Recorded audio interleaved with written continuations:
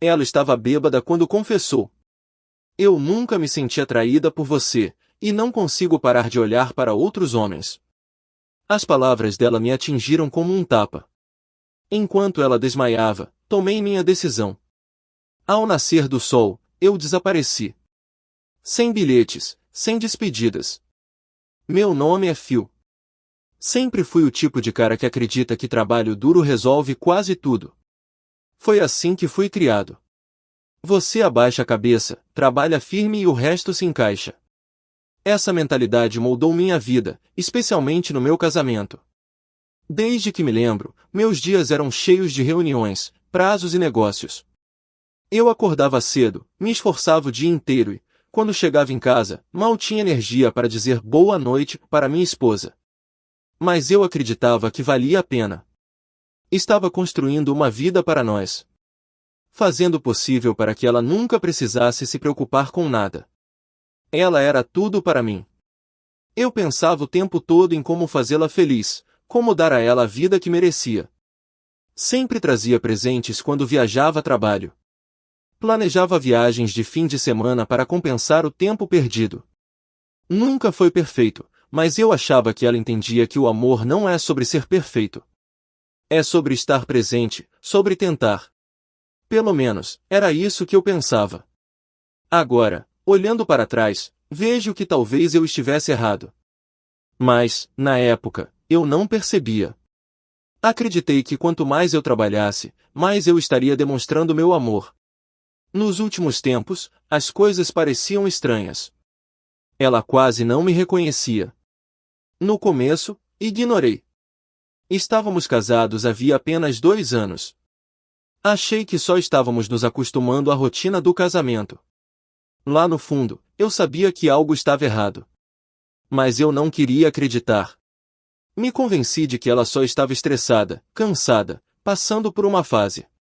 Eu achava que, se me esforçasse um pouco mais, se mostrasse o quanto eu me importava, tudo voltaria a ser como antes. Acreditei, de verdade, que amor e esforço podem consertar qualquer coisa. Mas eu estava errado. Muito errado. Quando percebi que o clima entre nós estava ficando cada vez mais tenso, decidi fazer alguma coisa. Pensei que talvez um jantar romântico ajudasse a nos reconectar. Não sei. Talvez eu estivesse sendo ingênuo. Mas eu ainda acreditava que valia a pena tentar. Então, passei a tarde inteira me preparando. Cozinhei o prato favorito dela, frango à parmegiana com purê de batata com alho. Algo que eu não fazia desde o nosso primeiro encontro. Arrumei a mesa com velas, deixei a iluminação no tom certo e escolhi uma playlist de músicas lentas que ela costumava amar. Era a minha maneira de dizer: eu te vejo, sinto sua falta e estou tentando. Quando ela entrou pela porta, pareceu surpresa.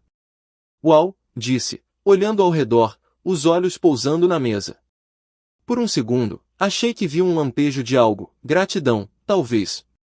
Ela me deu um beijo na bochecha, sentou e sorriu. Começamos a comer, e a conversa fluiu leve, fácil. Ela elogiou a comida, brincou que talvez eu fosse um cozinheiro melhor que ela. Pela primeira vez em meses, ela riu de verdade. E, naquele momento, eu pensei, talvez a gente ainda consiga voltar.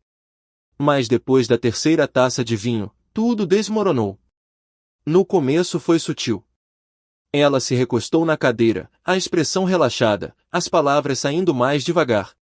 Não dei muita atenção, até que ela pousou o copo, olhou para mim e disse: "Você é um cara legal. Você cuida de mim. É por isso que estou com você." Eu congelei. "O que você quer dizer?" Perguntei, tentando manter a voz firme, embora meu estômago estivesse revirando. Ela riu baixinho, mas com um toque de pena. "Quero dizer que, eu nunca realmente me senti atraída por você. Não desse jeito." As palavras dela me atingiram como um soco no estômago. Mas ela não parou por aí. Se inclinou para frente, apoiando o queixo na mão, como se estivesse contando uma história qualquer. "Você é doce, gentil, seguro. Mas não é meu tipo." E então começou a descrever o tipo dela. Alguém mais rude, com uma energia mais sombria. Um cara que não tem medo de quebrar as regras. O completo oposto de mim. E, como se isso já não fosse ruim o suficiente, ela jogou a bomba. Quando conheci o meu tipo, eu simplesmente não consegui resistir. Uma coisa levou a outra e... ela parou. Mas eu não precisava que ela terminasse. Eu já sabia. Fiquei ali sentado, assentindo como um idiota, enquanto minha esposa despejava verdades que me destruíam. Meu peito ficou pesado, como se eu não conseguisse respirar. Mas eu mantive a calma. Por fora, eu estava sereno. Por dentro, algo em mim quebrou. Aquilo não era um pedido de desculpas. Não era arrependimento. Era só uma justificativa bêbada. Como se ela quisesse que eu entendesse os motivos dela para me trair. E, naquele momento, eu percebi que não precisava gritar. Não precisava discutir. Eu só precisava deixar ela terminar e então decidir o que fazer. Quando fui para a cama naquela noite, já sabia que não havia mais volta. As palavras dela ecoavam na minha cabeça. Você não é o meu tipo. Fiquei com você porque é um cara legal. Encontrei o que queria em outro lugar. Não foi só a traição que doeu. Foi a maneira casual como ela admitiu. Deitado ali no escuro, ouvindo seus roncos leves, eu não senti raiva. Só senti clareza. Brigar com ela não mudaria nada. Ela já tinha feito a escolha dela. Ela me mostrou quem realmente era. E eu sabia que confrontá-la só daria a ela a satisfação de se justificar. Ela não merecia isso. Ela não merecia uma briga. Ela não merecia um encerramento. O que ela merecia era ver, na prática, o que a vida sem mim realmente significava. Quando o sol nasceu, minha decisão já estava tomada. Eu não estaria lá quando ela acordasse. Eu não sou um homem que age por impulso. Quando tomo uma decisão, ajo com precisão. Naquela manhã, saí de casa como sempre fiz, silencioso, tranquilo, sem dar qualquer sinal de que algo estava diferente. Exceto por um detalhe. Dessa vez, eu não voltaria. A primeira ligação que fiz foi para meu advogado. Pedi que preparasse os papéis do divórcio e incluísse tudo o que eu precisava para separar minha vida da dela. Depois, liguei para meu contador. Ele era esperto e, em poucas horas, começou a liquidar minhas ações em nossos investimentos conjuntos. No fim do dia, minha conta estava vazia e eu tinha controle total sobre meus ativos. Então, liguei para minha família. Não dei muitos detalhes, eles não precisavam saber de tudo, mas deixei uma coisa bem clara. Não deem ouvidos a ela. Não digam onde eu estou. Se ela ligar, finjam que não sabem de nada. Eu queria que ela sentisse o peso do que fez. Sem ninguém para amortecer a queda. Por fim, deixei uma mensagem com meu advogado para entregar a ela. Quando, inevitavelmente, ela tentasse me procurar, tudo o que encontraria seriam os papéis do divórcio. Sem explicações. Sem desculpas. Apenas a dura realidade do que ela perdeu. Algumas semanas depois, os documentos foram entregues. Meu advogado me disse que ela tentou entrar em contato. Ligações. E-mails. Apareceu até no escritório dele. Eu não respondi. Ela implorou por uma explicação. Mas o que eu poderia dizer que ela já não soubesse? No começo, ela hesitou em assinar os papéis. Arrastou os pés, talvez achando que ainda poderia salvar o que restava. Ou talvez só não quisesse perder a estabilidade que eu sempre garanti. Mas, quando viu o acordo financeiro, ela cedeu. E eu não fiquei surpreso. No fim, ela sempre colocou a si mesma em primeiro lugar. E assim, esse capítulo foi encerrado. Sabe, quando saí daquele casamento, eu não estava pensando no que aconteceria com ela. Eu só queria me livrar das mentiras, do desrespeito e da completa falta de cuidado dela comigo. Eu pensei, que fique com a vida que escolheu. E, por um tempo, parecia que era exatamente isso que ela fez. No começo, ela parecia feliz. Livre, solteira e financeiramente segura, graças ao acordo. Eu trabalhei duro para construir algo para nós, e ela conseguiu a parte dela no divórcio. Ela começou a sair mais. Se jogou nas distrações habituais, festas, roupas novas e, claro, novos homens. Ouvi dizer que até brincava sobre como finalmente estava vivendo a vida que merecia. Mas sabe, tem uma coisa sobre pessoas como ela. Pessoas como ela nunca pensam no amanhã. Ela achava que liberdade significava fazer o que quisesse, sem consequências. Mas não funciona assim. Uma hora, a conta chega. E para ela, chegou com força. Ela acabou grávida. Eu soube por um conhecido em comum. Um daqueles que não consegue resistir a uma boa fofoca. Aparentemente, não foi algo planejado. Não que eu esperasse que fosse. O pai? Sumiu no instante em que ela contou. Sem ligações. Sem mensagens. Nada. Simplesmente desapareceu. Ela foi deixada para lidar com isso sozinha. E não parou por aí. O dinheiro do acordo. Ela torrou como se não fosse nada. Quando o bebê nasceu, ela já estava afundada em dívidas. Teve que vender nossa antiga casa. Ou melhor, a casa dela naquele ponto. Era a última coisa que restava da vida que compartilhamos. E seus amigos? Ou o que restava deles? Pessoas como ela sempre atraem o mesmo tipo de gente, superficiais, egoístas, só aparecem quando tudo está divertido. Quando ela começou a pedir ajuda, dinheiro, babá, um ombro para chorar, eles sumiram. Um por um. Acho que nem as melhores histórias dela conseguiram segurá-los. Ela conseguiu o que achava que queria. Liberdade. Mas esse tipo de liberdade tem um preço. Ela perdeu tudo. Porque nunca valorizou nada disso em primeiro lugar. A verdade? Eu não senti pena. Não fiquei sentado em algum lugar esfregando as mãos, comemorando a queda dela. Mas também não me importei. Ela era um capítulo encerrado. Algumas pessoas acham que estão fugindo de algo. Quando, na verdade, estão correndo direto para uma parede. E foi isso que aconteceu com ela. Ela correu. E quando bateu, não havia mais ninguém para segurá-la. Os anos passaram. Minha vida seguiu em frente. Não de uma forma dramática ou chamativa. Mas silenciosa. Firme. Não era perfeita. Mas era minha. Então, um dia, ela me encontrou. Eu estava em casa, sentado perto da janela, livro na mão. A campainha tocou. Eu não esperava ninguém. Quando abri a porta, lá estava ela. Parecia a mesma. Não estava mal arrumada.